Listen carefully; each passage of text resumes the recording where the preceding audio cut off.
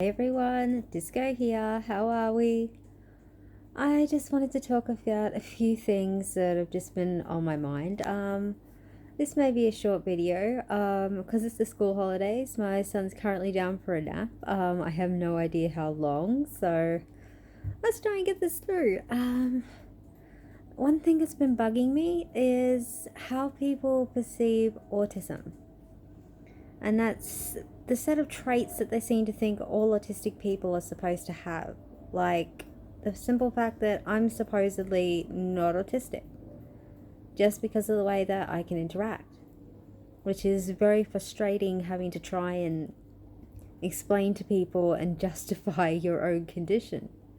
Because you met one autistic, you met only one autistic, like I've said before in some of my other videos.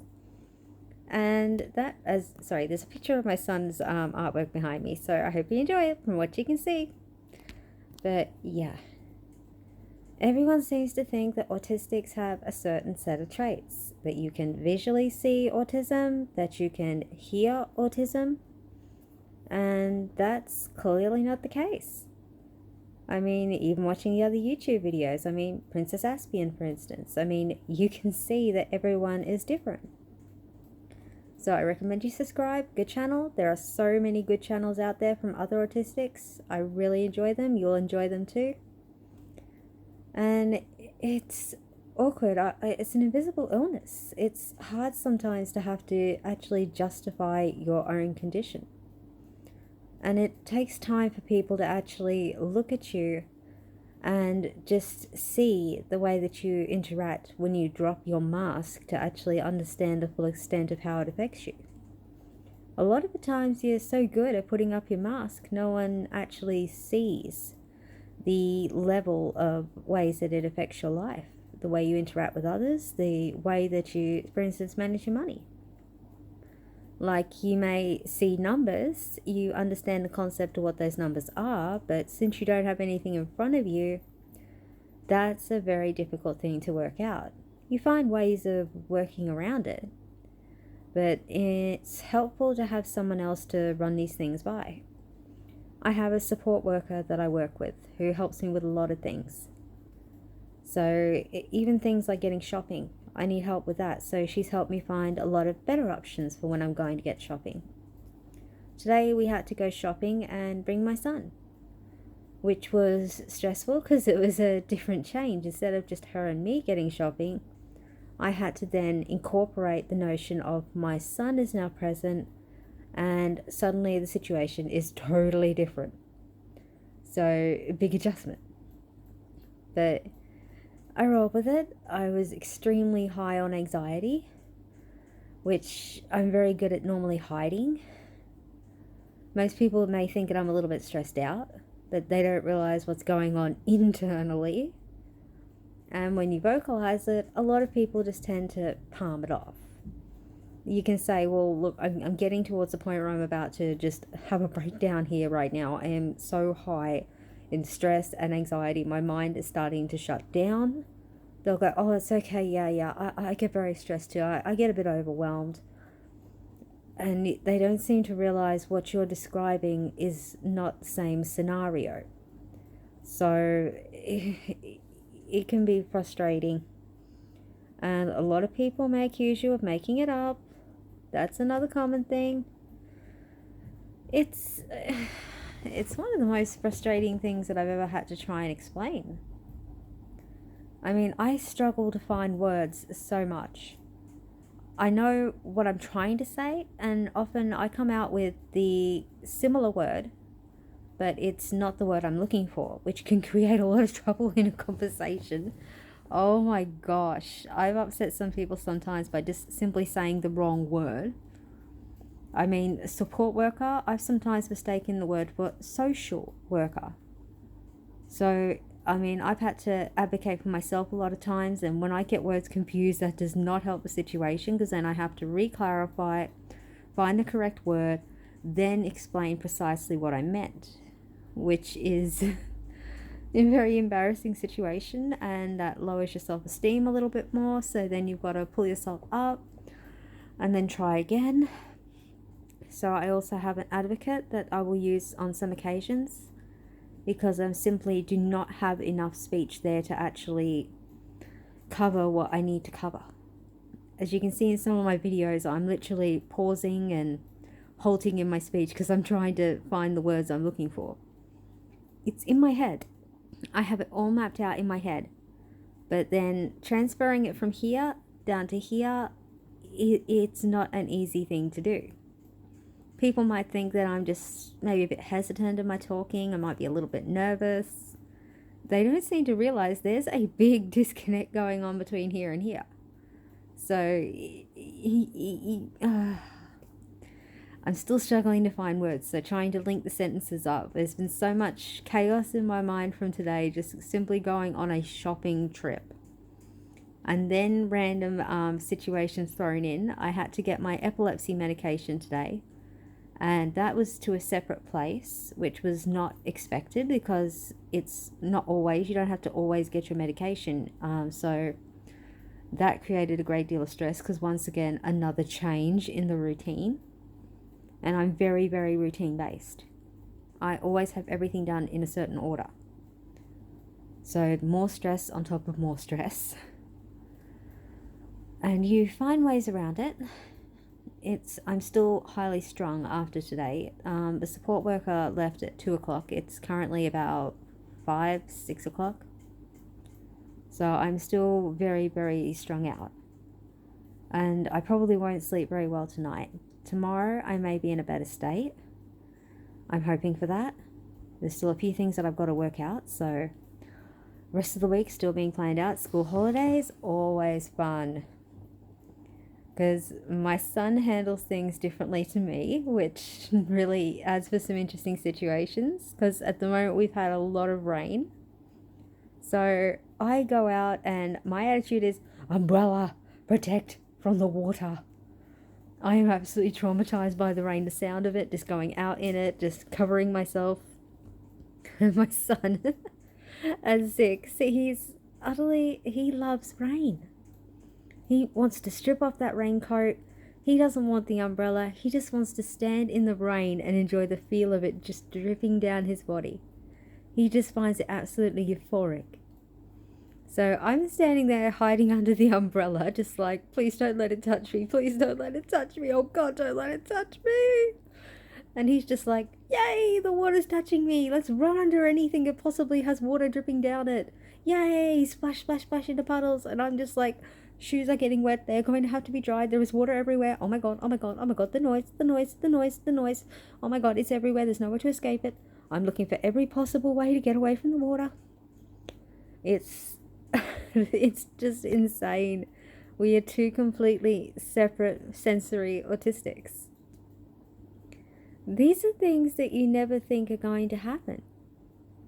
I mean, you hear about different parenting techniques and you hear about the differences in autistics, and I see it all the time with my son. Just the differences between us are, some of them are amazing. They're beautiful to watch because it's just looking into the way his mind works. And the joy on his face by something as simple as rain raining down upon him. And then me being traumatized by the rain. I mean, it's absolutely hilarious. I mean, I just laugh at this point. It's like, just laugh. I could stand there and be stressed out and be an absolute wreck going, oh my God, the rain's touching him. Oh my God, he's wet. Oh my God, panic, panic, panic, panic. Or I can just go, he's happy. He's enjoying the water. It's okay. You have to keep reminding yourself to calm down. You can dry him off when you get home. He can have a shower. Everything will be okay. And that's the one thing I'm learning to manage your parenting. Is the way that you work with kids is when it's with your own children and they view the world differently. He views it in an entirely different way to most children. We go out, he doesn't want to play in playgrounds because he's frightened of other children. He doesn't have the social skills or the speech. He may be 6, but he plays better with children possibly 1 to 2 years old. So older kids frighten him. They literally leave him shell-shocked. If he goes to a playground and an older child comes in, he's just standing there like deer in the headlights. He would much rather go up and down the escalators of every single shopping centre. So there's not a lot you can do on school holidays with a child that would rather ride elevators and escalators. So really, what can you do with a child that's on that level? I really don't know, apart from just going for a walk and finding escalators.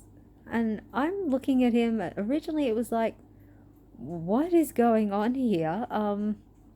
Maybe we should go to places where kids go. And his response is, no. No, no, no, no, no, no, no, no, no. Please don't do this to me. Please don't. So the playgrounds were, in the end, it's like, if he can handle it, then he can handle it. And then this deep breath, he's happy with going up and down escalators, just let him. That's his happy place. You are safe, you are okay. Let's just go up and down the escalators. If he wants to go up and down a lift, let him go up a lift.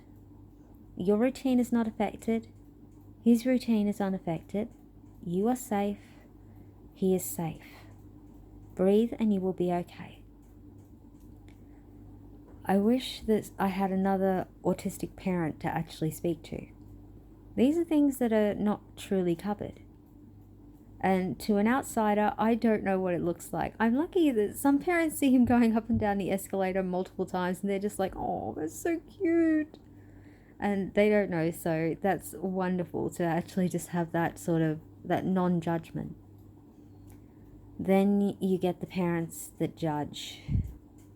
He goes into a playground, their child comes up to play, and unfortunately for him, they may have a really wonderful social child. Their child will come up and he'll want to play pirates or something, and John's just looking at him like, I don't know what you're saying, I don't know what you want me to do, just please stop talking at me. And just backing up against any playground equipment there, just trying to get away, looking towards the slide like, I'll just slide down there and I'll run to mum. And I make sure I don't enable. I will stand there where he can reach me if he needs me, but I will not stop him from attempting to interact in case he does have some success to some degree.